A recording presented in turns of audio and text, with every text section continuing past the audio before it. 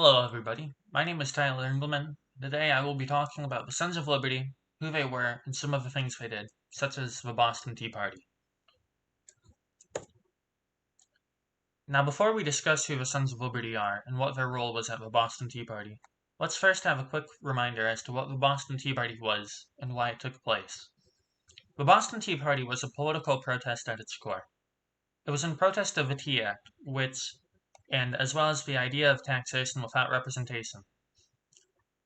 On the night of December 16th, in 1773, over 100 colonists in Boston stormed the harbor while dressed as Native Americans. These colonists would go on to board the ships called the Dartmouth, the Beaver, and the Eleanor, all of which were loaded with tea from the British East India Company. Once on board the ships, the colonists spent several hours emptying chests that were filled with tea into the harbor, and when it was all over with, the colonists had emptied about 45 tons worth of tea, which would be valued at roughly $1 million in today's money.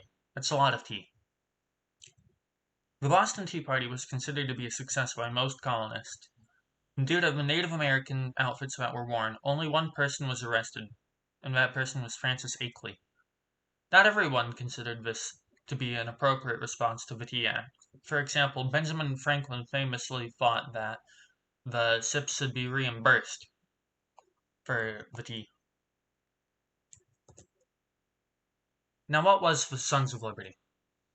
The Sons of Liberty was a secret underground society that opposed many acts that Parliament forced upon the colonies in order for Great Britain to financially recover from the French and Indian War. The war was costly, and Parliament thought that it was the colonists' rights to repay their debt by paying higher taxes so that they could enjoy the protections of Great Britain. The acts that the Sons of Liberty opposed the most were the Quartering Act, the Sugar Act, the Stamp Act, the Townshend Act, the Intolerable Act, and you guessed it, the Tea Act. All these were acts were increases on taxes except for the Intolerable Act and the Quartering Act. And the acts that the Sons of Liberty took the most offense to were the Stamp Act and the Tea Act. Seeing as the colonists didn't have any of their own representatives in Parliament which passed these acts, members of the Sons of Liberty believed that this was taxation without representation and that it was tyranny. This phrase was coined by a member of the Sons of Liberty, James Otis Jr. Now we're going to talk about some of the more famous and influential members of the Sons of Liberty. The first member that we'll talk about is Samuel Adams. Samuel Adams was the second cousin of the second president, John Adams. More importantly, though, Samuel Adams played a key role in spurring anti-British sentiment amongst colonists. So much so that he earned the moniker the Firebrand of the Revolution.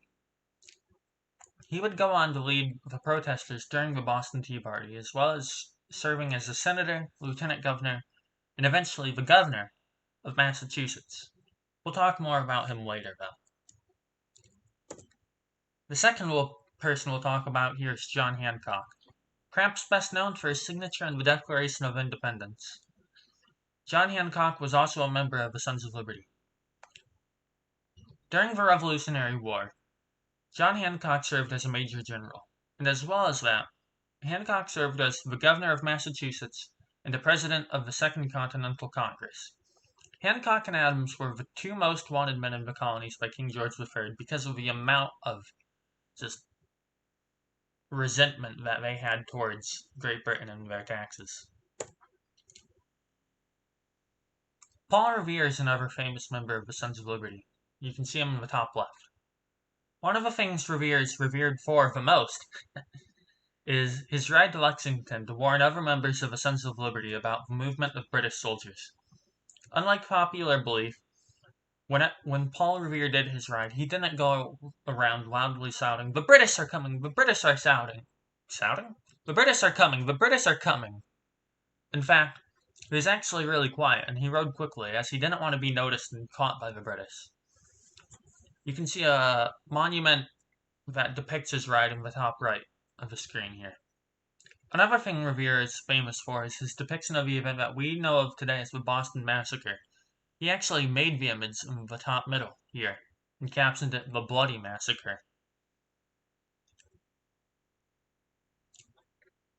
Now we will talk about the Sons of Liberty and the Stamp Act. In protest of the Stamp Act, in 1765, the Sons of Liberty hung an effigy of the official in charge of enforcing the Stamp Act in the city of Boston, and this official was Andrew Oliver. When the effigy wasn't taken down from the tree, the protesters then paraded the effigy throughout the city of Boston, where the effigy was stomped on, beheaded, and eventually they even burned this poor effigy. Not done yet, though. The protesters then marched towards the home of Andrew Oliver and caused much property damage. Feeling scared for his life, Andrew Oliver quickly resigned and was forced by the Sons to swear an oath that he would never become a stamp master again. In fact, they made him swear this oath a second time later on. Occurrences like this happened throughout all of the colonies, and the Sons of Liberty managed to get all of the stamp officers in the 13 colonies to resign, except for the one that was located in Georgia. This eventually led to the repealment of the Stamp Act in the year 1766.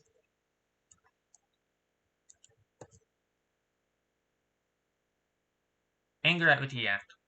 In May of 1773, Parliament passed the Tea Act, which raised taxes on tea and essentially gave the British East India Company a monopoly on the product. This angered members of the Sons of Liberty for two reasons. The first reason why it angered them is, once again, Parliament was taxing the colonists without giving them any of their own representation in Parliament. Another key reason why this angered the Sons of Liberty is that many of the members of the group were actually smuggling tea from the Dutch into the 13 colonies, and they were afraid that they would be run out of business by the British East India Company, which was undercutting their prices. One famous tea smuggler was John Hancock himself. In fact, in the late 1760s, Hancock was caught smuggling goods on his ship the Liberty, and he would have been charged and arrested, but his lawyer, John Adams, managed to get all of the charges dropped.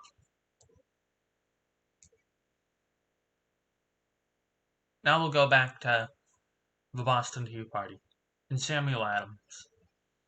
In order to spread methods of resisting the Tea Act and any future instances of taxation without representation, Samuel Adams formed the Boston Committee of Correspondence in the summer of 1773.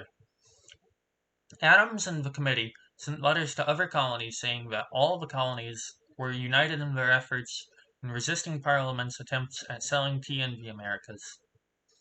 Towards the end of the year, though, there was an issue. 3 ships had entered the Boston harbor, all filled with tea.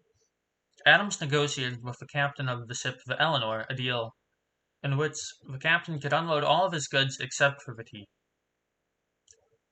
Adams also tried to negotiate with Francis Rotts, who owned the ships the Beaver and the Dartmouth. Adams told Rotts to leave Boston and to go back to London without unloading any of the tea, but Rotts feared that if he left before unloading his tea, that his 2 ships would be sunk by the British warships that were in the harbor. After much discussion with each other, Rotts decided to go to the colonial governor and requested that he leave without unloading his tea. But the governor denied the request and told Rotts that if you left without unloading the tea, we're going to sink both of your ships.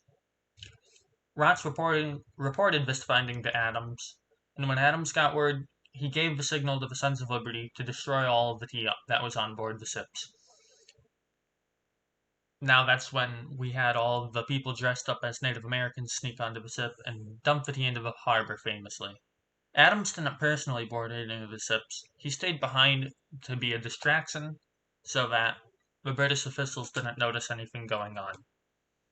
And even though he didn't personally dump the tea, he was one of the crucial reasons why it got dumped.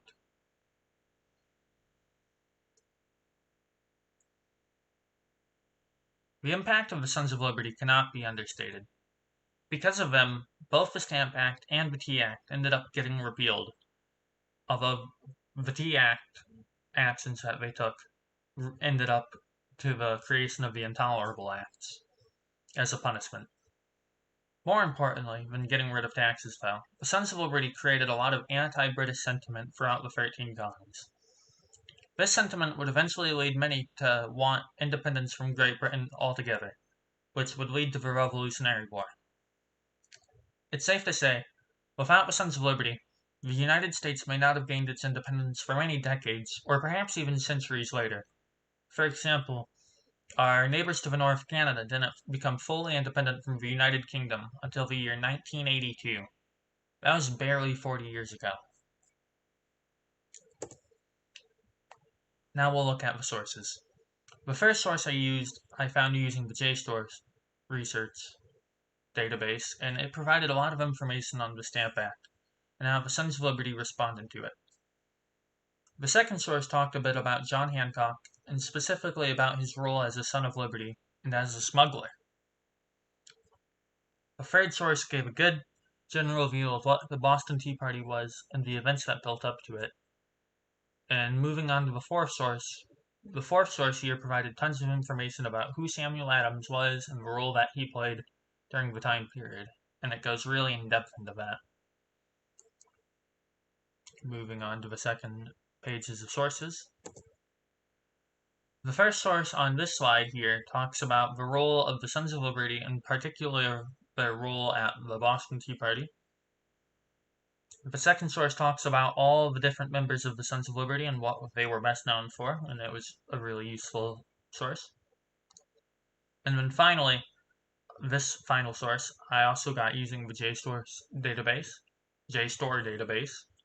and it talked about all of many different events in Boston that took place and how key figures such as Samuel Adams, John Hancock, etc. reacted to them. If we move on to this slide, this is the slide that I have for all the pictures and images that I used throughout the presentation. In particular, the source here at the bottom was really useful to gather images of the Sons of Liberty, such as the images that I used for John Hancock, Paul Revere, and Samuel Adams. It also has other images of people like James Otis, who coined the phrase taxation without representation is tyranny. Then we'll go to the conclusion slide. Thank you. That's all I have today for my presentation. I hope you enjoyed learning about it as much as I did, as it was a really fun topic to research and learn about. And thank you for watching, and I'd like to give a personal thank you to Professor Troutman for keeping a fun learning environment despite everything that was going on with the current pandemic. I would have hoped that maybe we could have had this class under different conditions, but you know how things are. Have a good summer.